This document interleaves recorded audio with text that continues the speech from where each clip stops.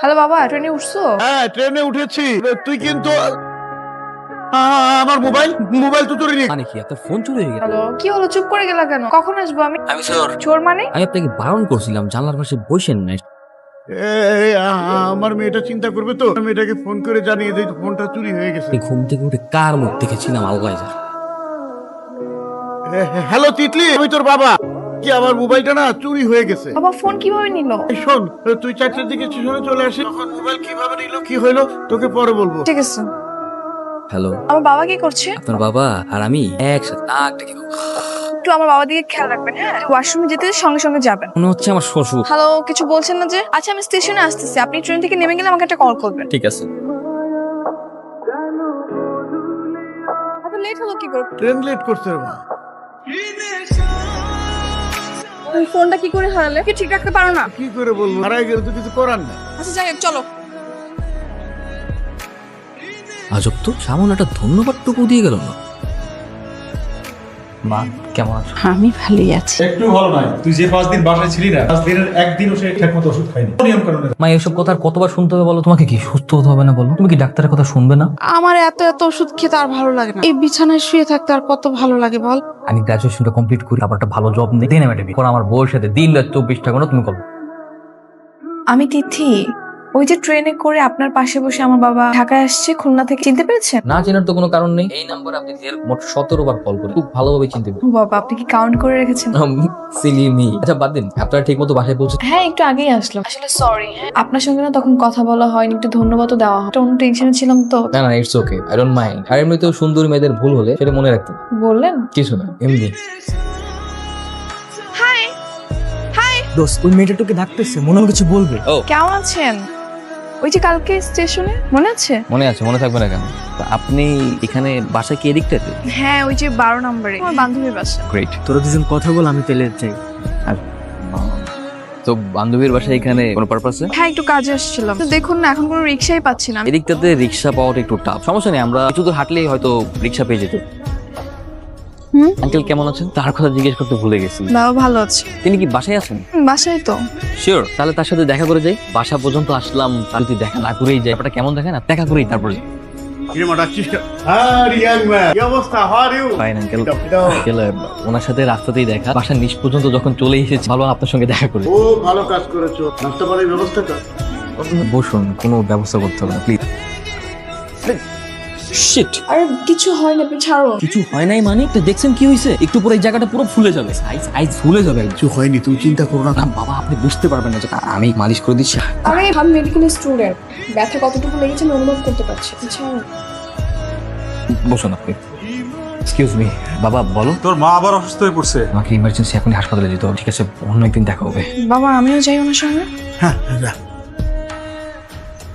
আমরা আমাদের সর্বোচ্চ চেষ্টা, স্যার, দেশের বাইরে পাঠিয়ে কি কোনো সম্ভাবনা নেই? ওই সম্ভাবনা থাকলে তো আমি বলবো। মাকে হয়তো সত্যি সত্যি এবার বাঁচানো যাবে না। মা আমাদের ছেড়ে এইভাবে চলে যাবে, এটা তো এই বুকটা ফিরে যাচ্ছে। ধৈর্য ধরুন স্যার, আমাকে ডেকে নিয়ে তাই বললো। আমার মাটাও চলে গেছে, ভাবলে খুব কষ্ট হয়। আমরা শুরু তো বুঝতেই পারি, তো বুঝতে পারলে হয়তো কিছুটা করতে পারতাম। আন্টি কতদিন ধরে অসুস্থ? অনেকদিন ধরে আমাদেরকে কোনো কিছু বলেও নাই, সবকিছু সবসময় চেপে রাখতো। সমস্যা নেই, টেনশন করবেন না।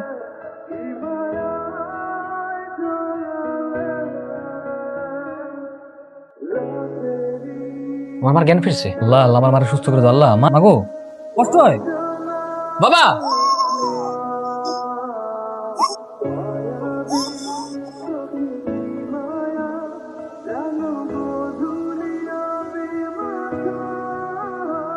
হ্যাঁ আচ্ছা ঠিক আছে, ওই 3টের সময় চলে আসলেই হবে। মা তিথি, তুই কি হাসপাতালে যাচ্ছিস না? হ্যাঁ বাবা, আজকে রুদ্রের মাকে রিলিজ করে বাড়িতে নিয়ে যাবে। ও আমারও তো যাওয়া উচিত, কিন্তু বাসায় তো মেহমান আসে। তো সমস্যা নেই, আমি যাই, তোমার যেতে হবে না। না না, কাজ কর, প্রাসাদ দরকার। এদিকে আমি মেহমান সামলিয়ে বরঞ্চ হাসপাতালে আনতে যাব। তাও হয়। ঠিক আছে। রুদ্র, অ্যাম্বুলেন্সে কি আমার জায়গা হবে না কাছে যেতে হবে? জায়গা হবে না, অ্যাম্বুলেন্সে তো অনেক জায়গা আছে। শোন, অ্যাম্বুলেন্সের ড্রাইভারে খুব আস্তে চালাইতে বলবি, নাহলে তোর মায়ের কষ্ট হবে। আঙ্কেল নাকি সবকিছুই বলা। আসসালামু আলাইকুম আঙ্কেল। ওয়ালাইকুম সালাম, কেমন আছেন? এই তো আছি বাবা। ঠিক আছে, তোমার আব্বাকে বলো আমার ঝামেলাটা শেষ হলে আমি আমার সাথে দেখা করবো। আচ্ছা ঠিক আছে। বাবা বাবা বাবা বাবা চোখ খোলো, আবার চোখ খোলো। আসিফ তাদের অ্যাম্বুলেন্স ব্যবস্থা কর, বাবার হাসপাতালে নিতে হবে। আগেই মরে হসপিটালে নিয়ে কোনো লাভ হবে না। দাঁড়া বাবা, তুমি আমার মারা গেছি পারো না বাবা। বাবা, তুমি খালি চোখ খুলে রাখো বাবা। বাবা বাবা বাবা কথা বলো বাবা।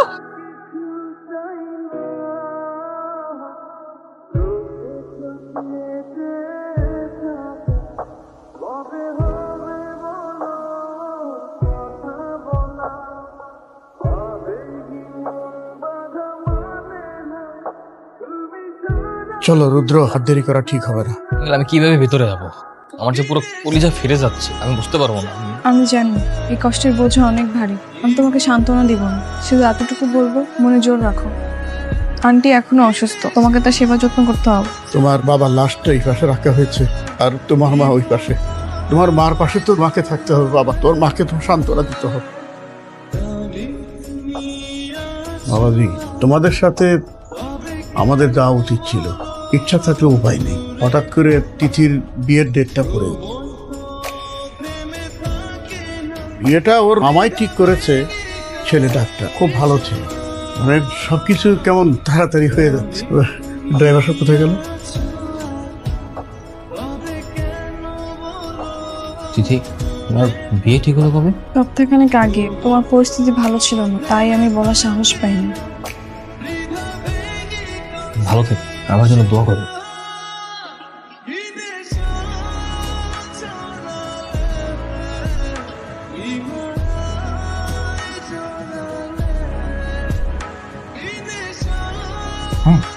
আমি গ্রাজুয়েশনটা কমপ্লিট করি, একটা ভালো জব নেই, দিনে মেটে দিই, তারপর আমার বউয়ের সাথে দিন রাত 24টা ঘন্টা তুমি করবে। আরো কয়েক বছর, ততদিনে দেখবি আমার কবরের মাটিও সমান হয়ে গেছে। মরার আগে অন্তত ওই তিথির মতো একটা বউ তোর জন্য আমি বাসায় নিয়ে আসবো। বারবার শুধু মরার কথা বলো কেন? মা তো চলে যাবে, তুমি শুরু করছো। আমরা দুজনে যদি এমন করে, আমি কই যাবো? এতিম হয়ে যাবো না? দুজন আমার কেমন লাগে? রাগ করিস না বাবা। এ আল্লাহ, আমার কাছ থেকে আমার মা বাবা সেভাবে কেড়ে নিলে তুমি। বুঝুন তো, বেঁচে থাকার সম্বল আমার বাবা সারা মানুষ ছিল, সেও আমাকে ছেড়ে চলে গেল। খুব বেশি অন্যায় করেছিলাম। বাবা, তুমি রৌদ্র না? জি হুজুর। কদিন ধরে দেখছি তুমি মন খারাপ করে এদিক সেদিক বসে থাকো। আমার বাবা মা মৃত্যুর পরে ভেঙে পড়েছে, স্বাভাবিক হতে চেষ্টা করো। যে সন্তান অতি অল্প সময় তার বাবা মাকে হারায়, তার জীবন আর কিভাবে চলবে? দেখো, আমাদের নবী করিম সাল্লাল্লাহু আলাইহি সাল্লাম জন্মের আগে ওর বাবাকে হারিয়েছে, এর 5 বছর পরে ওনার মাকে হারিয়েছে। আসলে জন্ম মৃত্যু এটা আল্লাহর হাতে। আল্লাহ পাক আমাদেরকে পাঠিয়েছেন, আল্লাহ পাক আমাদের নিয়ে যাবে। কঠিন সিদ্ধান্ত আমাদের মানতে হবে, নিজেকে এবার না দিয়ে স্বাভাবিক হতে চেষ্টা করবো। জি হুজুর, আপনি আমার জন্য দোয়া করবেন। তোমার মঙ্গল করুক বাবা। তোমার বাবার জন্য 5 ওয়াক্ত নামাজ পড়ে দণ্ড মুসল্লিরা তোমার বাবার কথা অনেক স্মরণ হয়। তোমার বাবা পায়ে আইসা আমাদের কাছে আসতো বাবা।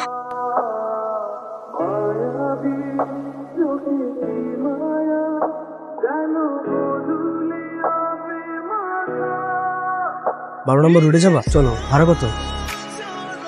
ভাইয়া, আপনি রুদ্রর ফ্রেন্ড না? হ্যাঁ, আপনি তিথি তাই না? হ্যাঁ।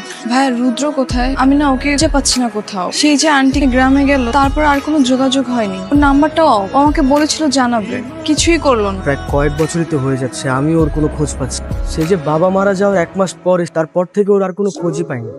ওর নাম্বারটা তো বন্ধ, যোগাযোগ করার কি কোনো ব্যবস্থা নেই? সত্যি বলতে ও আপনাকে অনেক বেশি ভালোবাসতো। হুট করে ওর মার অসুস্থতার কারণে কত কেউ আপনাকে বলতে পারছে, এরকম পরিস্থিতি হয়ে ওঠে। আঙ্কেল আন্টির শেষ বিদায়ের সময় তো আপনার বিয়ে হয়ে গেল, তোমার সেই কষ্টে দূরে কোথাও হারিয়ে।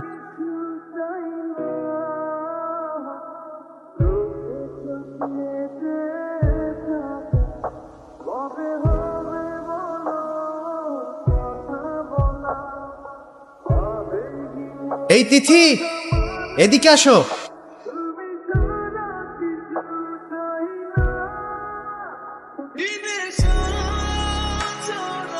তিথি, কেমন আছো? আমি ভালো আছি। আমার তো বিশ্বাসই হচ্ছে না, তোমাকে আমি সামনাসামনি দেখতে পাচ্ছি। তোমার মেয়ে না? মাশাআল্লাহ, খুব সুন্দর, একদম তোমার মতো হাজবেন্ড, একদম পুরো পিওর জেন্টলম্যান। তিথি নি ফ্রেন্ড, তিথির অনেক আগের বন্ধু। দুলা ভাই, এই সেই রুদ্র। কি ব্যাপার, তোমরা এখনো এখানে দাঁড়িয়ে আছো? না, ট্রেন আসতে মনে হয় একটু টাইম লাগবে। আপনাকে খুব চেনা চেনা মনে হচ্ছে। আরে চেনা চেনা তো লাগবে, ও হচ্ছে তিথি সেই না বলো ভালোবাসার জন্য তিথি বিয়েটাই ভেঙে দিয়েছিল। আচ্ছা, আপনি সে? তিথির তাহলে বিয়ে হয়নি? না, হয়নি। না, বাবুর জন্য খাবার নি চিপস নি। সত্যি তুমি বিয়েটা ভেঙে দিয়েছো? তো কি করব, বিয়ে না ভেঙে তো আর কোনো উপায় ছিল না। আমি এমন একটা বাবা মানুষকে ভালোবাসলাম যে আমাকে ভালোবাসলো ঠিকই, কিন্তু বলতে আর পারলো না। একবার বলতে তো পারতা রুদ্র। দেখো তিথি, বাস্তবতা অনেক কঠিন। ভালোবাসলেও সেই সময়টাতে ভালোবাসি বলার মতো সিচুয়েশন ছিল। ছেলেটার মা মৃত্যুসজ্জায় ছিল। দিন রাত 24টা ঘন্টা ছেলেটার মায়ের মৃত্যু ভয়ে তার দিন কাটত। ভাগ্যের কি নির্মম পরিহাস দেয়, ছেলেটার মায়ের আগে তার বাবা চলে যায়। ঠিক সেই সময় তোমার বাবা এসে বলে তোমার বিয়ে ঠিক হয়ে গেছে। তখন সেই ছেলেটার কি বা করার ছিল? তাই বলে এভাবে হারিয়ে যাবা? যাকে ভালোবাসি তাকেই যদি না পাই, থেকেই বা কি করবো? তুমি জানো না রুদ্র, তুমি হারিয়ে যাওয়ার পর আমি তোমাকে প্রত্যেকটা সেকেন্ড, প্রত্যেকটা মিনিট কতটা মিস করেছি। তোমার কি একবার ওই তিথির কথা মনে পড়েনি? আমি হয়তো তোমাকে বলতে পারিনি, কিন্তু আমার একটা আত্মবিশ্বাস ছিল কোনো না কোনো দিন আমি তোমাকে পেয়ে যাব। আর সেই জন্য আমি এখনো বিয়েই করিনি। সৃষ্টিকর্তা বড়ই দয়াবান। তিনি আমার প্রতি নির্দয় হতে পারতেন, কিন্তু তিনি নির্দয় নন। জীবনের সবকিছু হারিয়ে ছেলেটা যখন সৃষ্টিকর্তার কাছে বারবার মুক্তি চাইতো, অতঃপর সৃষ্টিকর্তা তার ডাক শুনে। দেখো, আমার জীবনের সবকিছু সৃষ্টিকর্তা কেড়ে নিলেও বেঁচে থাকার জন্য আমার ভালোবাসার মানুষকে তিনি আবার ফিরিয়ে দিয়েছেন। রুদ্র, আমি কি তোমাকে একটু জড়িয়ে ধরতে পারি?